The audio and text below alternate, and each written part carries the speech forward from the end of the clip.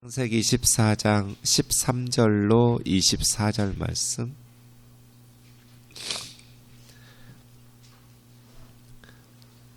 한 절씩 교독하겠습니다. 도망한 자가 와서 히브리 사람 아브라함에게 알리니 그때 아브라함이 아모리 족속 마므레의 상수리 숲을 근처에 거주하였더라. 마므레는 에스골의 형제요 또 아넬의 형제라. 그들은 아브라함과 동맹한 사람들이더라.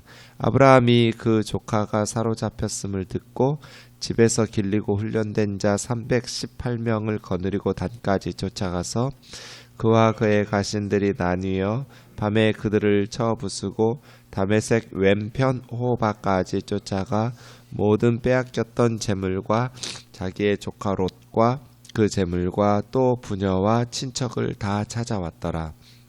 아브라함이 그돌라오멜과 그와 함께한 왕들을 쳐부수고 돌아올 때 소돔 왕이 사회 골짜기 곧 왕의 골짜기로 나와 그를 영접하였고 살렘 왕 멜기세덱이 떡과 포도주를 가지고 나왔으니 그는 지극히 높으신 하나님의 제사장이었더라. 그가 아브라함에게 축복하여 이르되 천지의 주제시오 지극히 높으신 하나님이여 아브라함에게 복을 주옵소서. 너희 대적을 너희 손에 붙이신 지극히 높으신 하나님을 찬송할지로다 하매 아브라함이 그 얻은 것에서 10분의 1을 멜기세덱에게 주었더라. 소돔 왕이 아브라함에게 이르되 사람은 내게 보내고 물품은 내가 가지라. 아브라함이 소돔 왕에게 이르되 천지의 주제시오 지극히 높으신 하나님 여호와께 내가 손을 들어 맹세하노니 내 말이 내가 아브라함으로 치부하게 하였다 할까 하여 내게 속한 것은 실 한 노락이나 들매끈 한 가닥도 내가 가지지 아니하리라. 같이요. 오직 젊은이들은 먹은 것과 나와 동맹한 아넬과 에스골과 마므레 분깃을 제할지니 그들이 그 분깃을 가질 것이니라. 아멘. 조카 롯이 전쟁에 휘말려서 그돌라오멜의 군대의 모든 재산과 함께 포로로 끌려가고 있다는 소식을 도망하던 자가 와서 전합니다. 포로로 같이 끌려가던 한 사람이 아브라함에게 와서 이 전쟁과 그 결과를 알린 거죠. 여러분 같으면 그 소식을 듣고 어떤 선택을 했을 것 같으세요? 어제 우리가 살펴봤지만 그돌라오멜의 군대는 그냥 무시할 수 있는 만만한 상대가 아니에요. 엄청난 큰 국제적인 전쟁을 진두지휘할 수 있는 그러한 군대예요. 그에 비해서 아브라함은 어느 나라의 왕도 아니에요. 족장이에요. 대부분 이럴 때는 그냥 탄식하고 포기해야 지혜로운 선택 아닌가요? 고민해 보겠죠. 아파하겠죠. 기도하겠죠. 그 이상 뭘 더 할 수 있어요? 아니면 그돌라오멜에게 가서 많은 재물을 가지고 협상을 하든지 우리 조카 가족 좀 돌려보내달라고. 근데 아브라함은 망설이지를 않아요. 꼭 돈키호테 같아요. 전쟁을 해요. 그렇게 아브라함이 위기에 처한 사람들을 회복시키기 위해서 전쟁에 뛰어들고 사람들을 구해내요. 참 이런 모습을 보면 나라면 그런 선택을 했었을까? 리더는 신중해야 돼요. 자기 혼자 죽고 사는 문제가 아니기 때문이죠. 가족 전체가 걸려있는, 그것도 조그만 손실이 아니라 완전히 멸망당할 수 있는 그런 위기적인 상황이잖아요. 밤에 급습해서 이렇게 빼앗아 와요. 밤에 급습해서 빼앗아 왔다 쳐요. 그 다음 어떻게 할 건데요? 그 다음날 아침에 그돌라오멜에 어젯밤에 우리 친놈들이 누구냐? 당연히 보복에 대한 염려와 두려움이 있어야 하잖아요. 그럼에도 불구하고 아브라함은 망설임이 없어요. 꼭 영적인 돈키호테 같아요.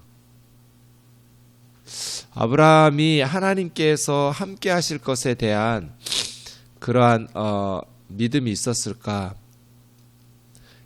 믿음 없이 애굽으로 내려갔다가 엄청난 어려움을 당했어요. 그런데 애굽에서 살아계신 하나님을 경험했어요. 세계 최강대국 중에 하나인 애굽 왕 바로도 우리 하나님께서 나를 도우시기 위해서 내 아내를 돌려줄 수밖에 없고, 하나님께서 큰 재앙으로 바로의 가정을 심판하셔서 그렇게 데리고 살고 싶었던, 예뻤던 내 아내, 빼앗고 싶었던 아내를 토해낼 수밖에 없도록 만드신 하나님이라면, 그렇게 애굽에서 하나님을 경험하고 또 다시 네게브 땅으로 올라왔을 때 하나님께서 눈을 들어 동서남북을 바라보라면서 너와 너의 자손에게 주시겠다고 약속하시고, 이러한 하나님의 은혜들을 경험했던 것들을 기억해서 참전했다면 아브라함 참 대단한 믿음의 사람이다. 힘과 권력은 이렇게 사용하는 거다. 하나님을 믿고 위기에 처한 무기력한 사람들을 회복시키는데, 하나님께서 우리에게 주신 힘을 사람들을 회복시키는데 사용한다면 정말 하나님께서 기뻐하시겠다, 그런 생각을 하게 됩니다. 절망에 빠진 사람들, 소망이 사라져버린 사람들, 그 사람들을 회복하게 하는 믿음의 사람들이 축복의 통로이고 땅의 모든 족속을 복을 받게 하는 그러한 삶이 아닐까요? 아브라함의 삶이 정말 그렇게 쓰임받게 됩니다. 함께 가는 사람들 13절 좀 보시면 히브리라는 단어가 성경에서 여기 처음 나옵니다. 이스라엘 사람들을 그래서 히브리 민족이라고 하게 되죠. 히브리라는 말은 강을 건너왔다는 뜻입니다. 가나안 땅의 사람들이 아브라함 가족에게 물었겠죠. 어디 살다 왔냐고. 우리 우르에서 살다가 하란에 있다가 강 건너왔다고. 그 유프라테스 큰 강 건너왔냐고. 강 건너왔다고. 그게 히브리예요. 그러니까 외국인이라는 뜻이에요. 외국에서 온 사람들. 근데 이제 나중에 이게 이집트로 내려가면서 애굽에서 히브리라는 단어가 외국인 뭐 이런 의미도 있지만 굉장히 안 좋은 의미로 노예로 살고 있었으니까요. 사용되기도 하고, 본토인이 아니라는 의미로 타짓 사람 뭐 이런 의미입니다. 그래서 외국인, 노예, 용병 이런 의미로 쓰여지기도 하는 단어가 히브리라는 말입니다. 함께 갔던 마므레는 에스골의 형제요. 에스골도 에스골 골짜기가 있었죠. 포도송이라는 뜻인데요. 포도 재배가 많이 있었던 것 같아요. 어쨌든 헤브론 근처에 있는 지역이 에스골 골짜기인데요. 마므레, 또 나중에 이제 24절에 보면 아넬, 에스골, 마므레와 동맹을 맺고 아브라함이 함께 갑니다.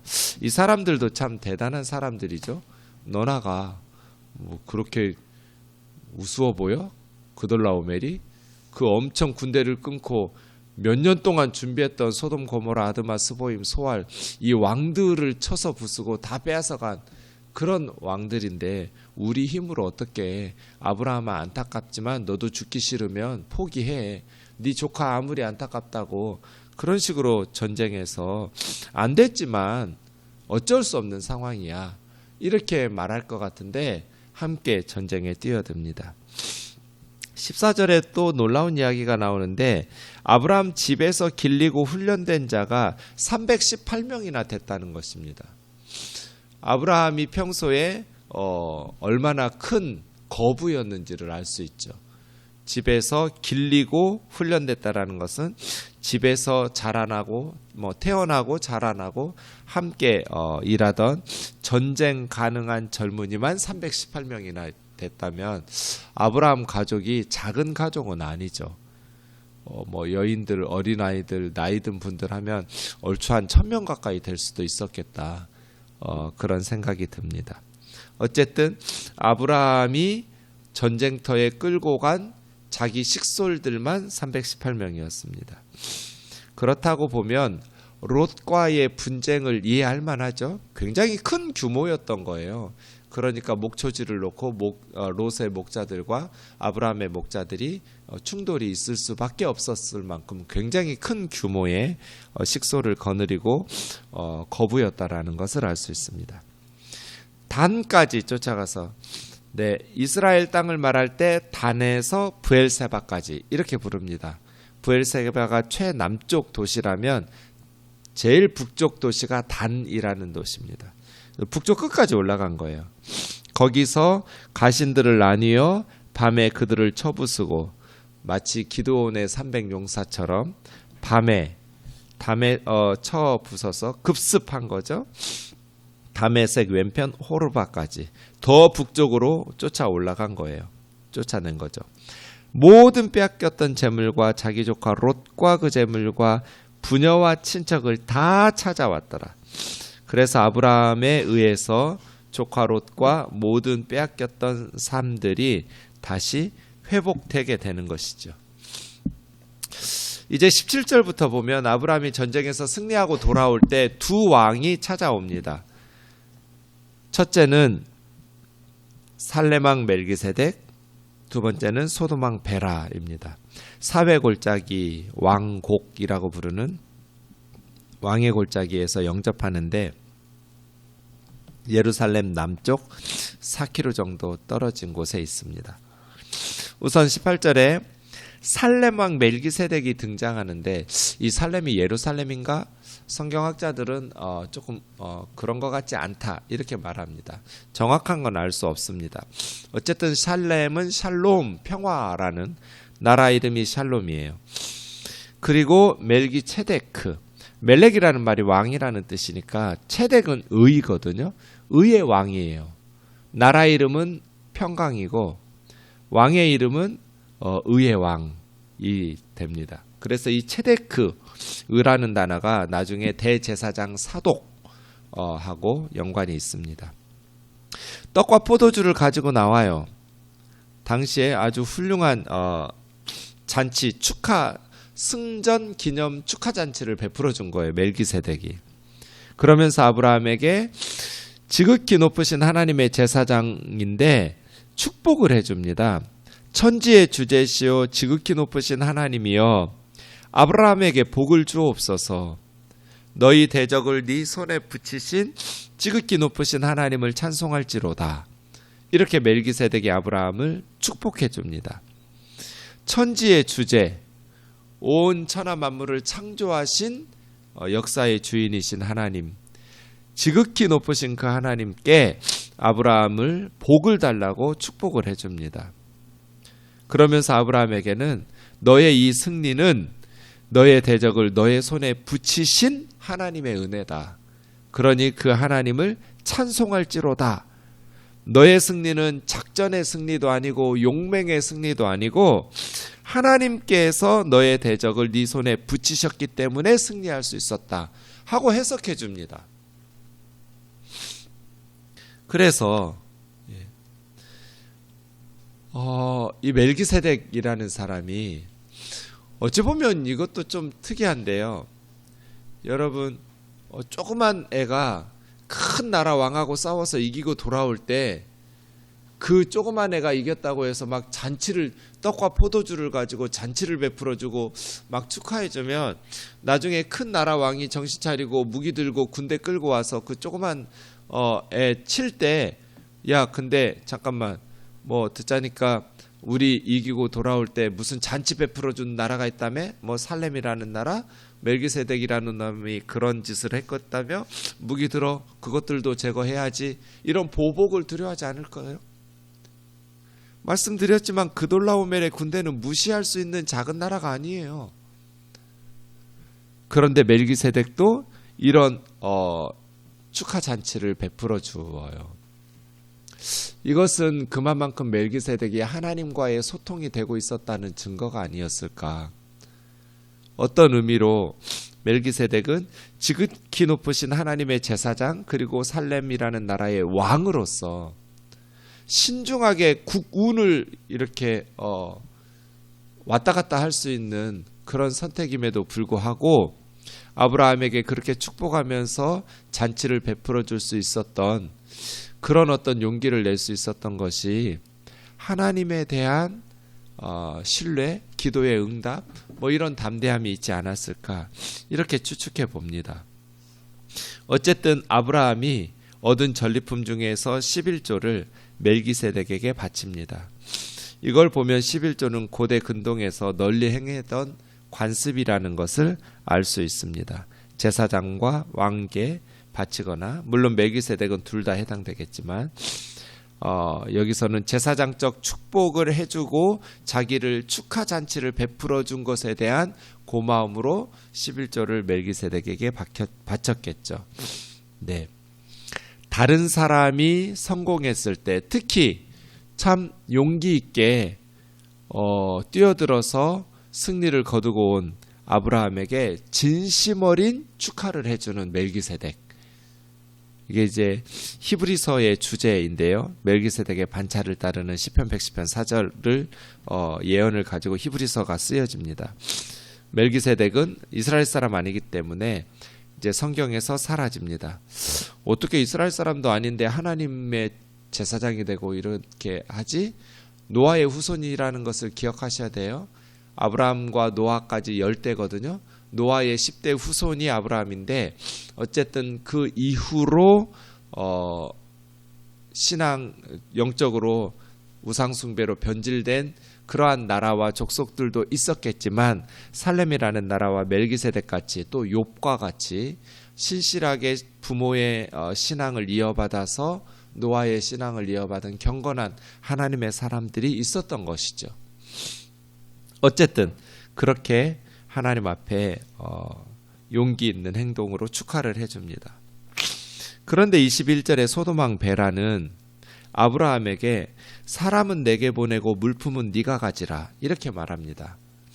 멜기세덱은 엄청나게 많은 것을 떡과 포도주를 가지고 와서 연회를 베풀어 준 거에 반해 소돔왕은 빈손으로 옵니다.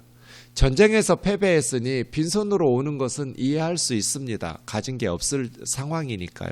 뭘 준비해서 올 만한 여력이 없었을 거예요. 그럼에도 불구하고 뭐는 있어야 돼요? 손에는 빈손이었지만 고맙다는 말은 있어야 돼요. 그죠? 우리나라 사람들을 이렇게 회복시켜 주어서 진짜 고맙다고. 그리고 염치 없지만 물건은 당연히 물건도 사람도 다 당신 것이 맞는데 전리품은 다 당신의 것인데 염치 없는 말이지만 물건은 당신이 가지더라도 우리 백성들만은 나에게 돌려줄 수 없겠느냐고 부탁을 해야 돼요. 그런데 어순도 보세요. 보내고 가지라예요. 사람은 내게 보내라. 물건은 너 가져라. 이게 뭐 하는 짓이에요? 그래서 성경학자들이 다 여기 주석 쓸 때 진짜 무례하고 이기적인 버릇없는 소리라고 비판해요. 이 소돔왕 베라에 대해서. 여러분 같으면 어떻게 하겠어요? 제가 아브라함이라면 싫어 그랬을 거예요.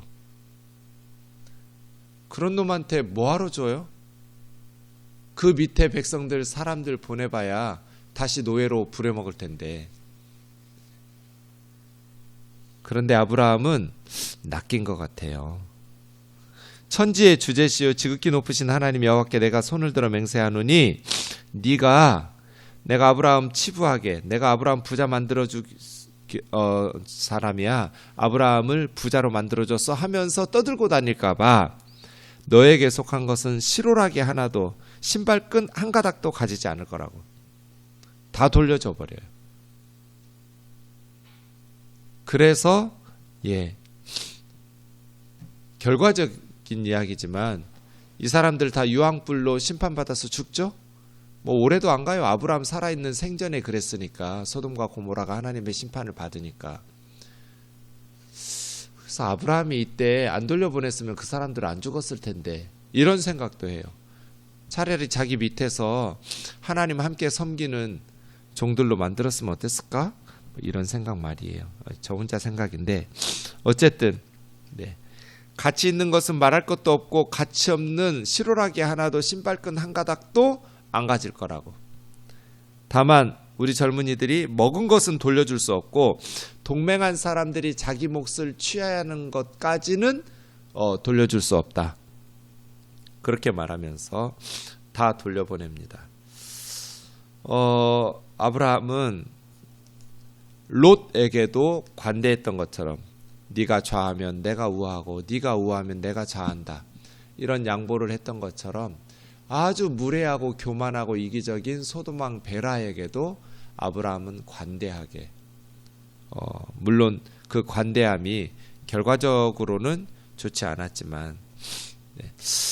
근데 베라의 마음도 이해가 돼요. 자기는 오랫동안 준비하면서 강력한 군대를 가지고도 시도한 것이 실패했는데 아브라함이라는 놈은 그냥 뭐 준비도 없이 올라가 가지고 성공해 버렸잖아요. 자기가 인정할 만한 사람도 아니잖아요. 나라 왕도 아니고요.